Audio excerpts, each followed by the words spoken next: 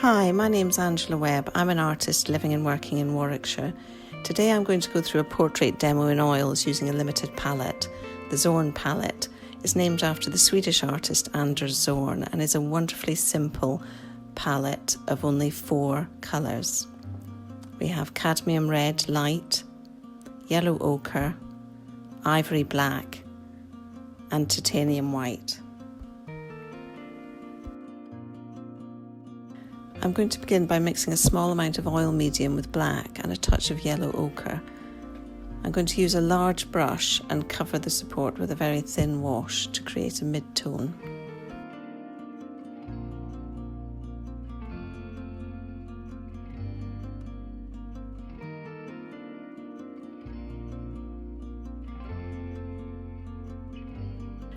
This thin wash is then rubbed back with a rag or a kitchen roll, and this is your half-tone base.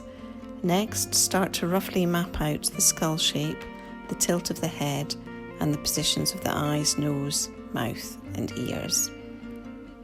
You'll notice that I'm using the brush, the handle of the brush, to work out angles and to check proportions, and basically as a very rough and ready measuring tool.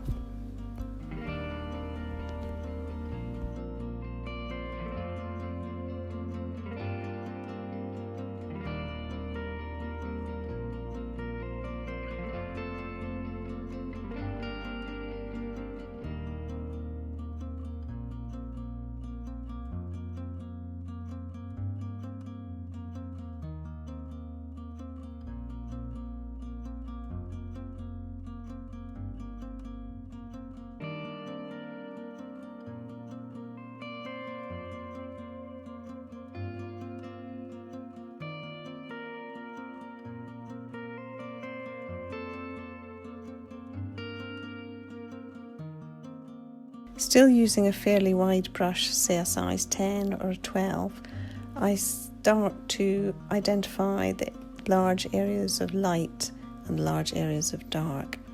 I've mixed up a light flesh tone here using white with a tiny touch of ochre and red, and I'm using this to map out the large light areas. So I've got my basic Zorn palette here. The titanium white, the yellow ochre, the cadmium red light and the ivory black. At the bottom you can see a little blob there of I've got liquid impasto, which just helps to get the paints moving a little bit. It adds gloss and transparency as well, in addition to extending the colour itself. You can just use a very light oil medium if you like. I've gone for the impasto there simply because my palette is vertical and it sticks.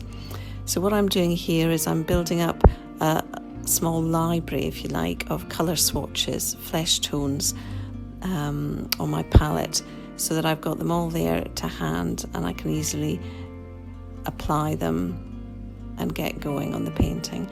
I'm starting to add some mid-tones in there. I've got the large areas of white and light in, and I've identified areas of dark, for instance around the eye socket. So now I'm just trying to carve that shape into 3 dimensions. Working my way around the portrait, trying not to let any particular areas fall behind as I work it all up in unison, really. And if you can, keep stepping back and reassessing where you're at and what might need addressing on your portrait. It's quite easy to get engrossed in one particular area, eyes, lips, nose, or an ear. Ears are fiendishly hard. And then you step back and you realise that this beautifully painted ear is in slightly the wrong place. So keep stepping back and reassessing your work as you go along. So I'm still adding to the library of colours there, and I'm starting to add some darker tones as well.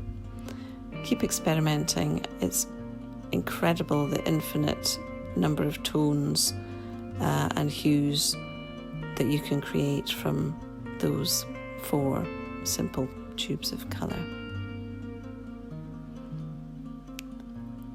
I'm still on quite a wide brush, and starting to hone the features.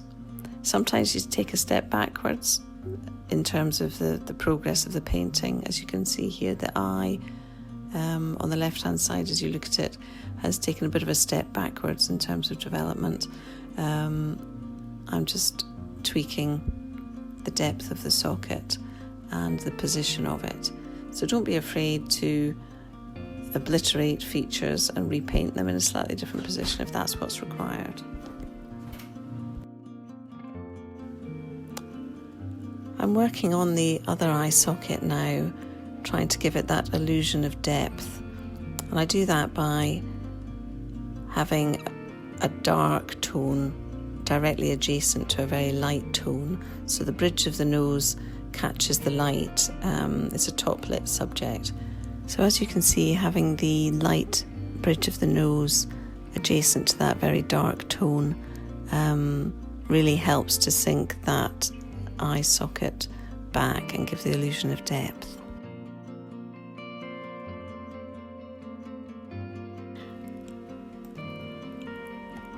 I'm continuing to work my way around the portrait with a medium-sized brush. I think that's an 8 or a 10.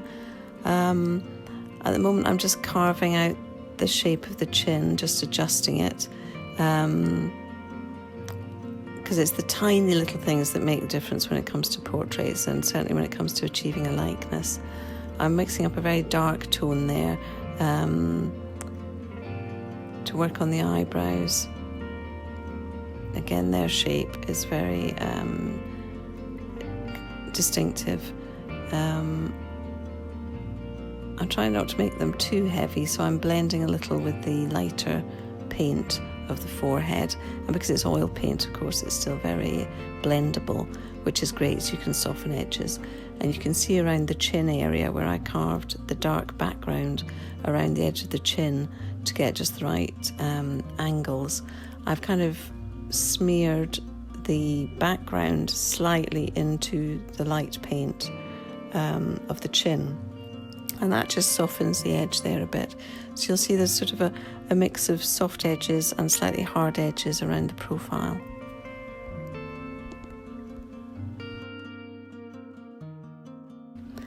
I'm now working on the background a bit, adding some very dark tone, almost pure black, behind the top of the hairline. Again, very broad, loose strokes, and that's to push the head forward and separate it from the background, and also to emphasise that impression of light catching the top of the hair and the bun at the back of the head.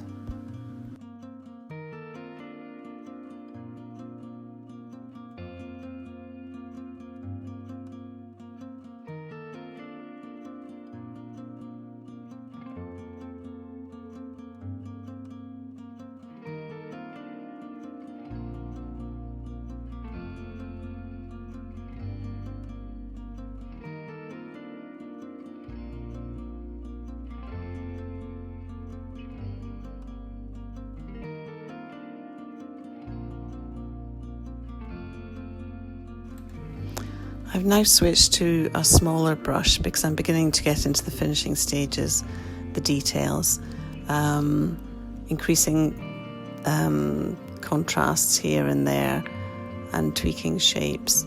I'm going to go in and address the eyelashes there. They need to be slightly longer, but of course I don't want them to look like, heavy slugs. So I'm just putting tiny touches of real dark, almost pure black in the corners of the eye, and then I'll drag the eyelashes forward slightly into the wet paint of the cheek, so it blends and softens the edges of those eyelashes.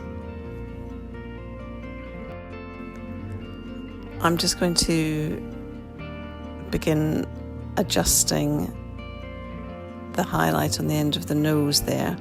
It's never too late to make changes, particularly with the oil paint, because it stays workable for so long.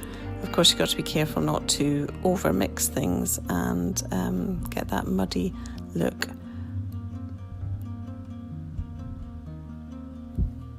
But I'm just refining the shape of the end of the nose. It looked a little bulbous, but I'm just carving out a more delicate shape and making the transition between the highlight at the end of the nose and the far cheek a little bit more subtle.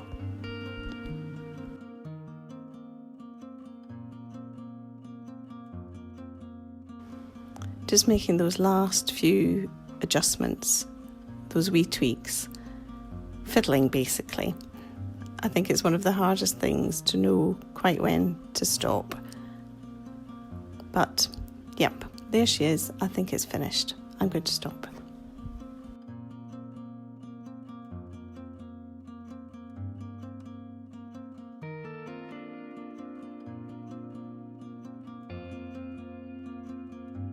Thank you so much for watching. If you'd like to see more of my work, you can visit my website at angelawebbart.com or follow me on Instagram, #AngelaWebbArt, or Facebook, Angela Webb Art.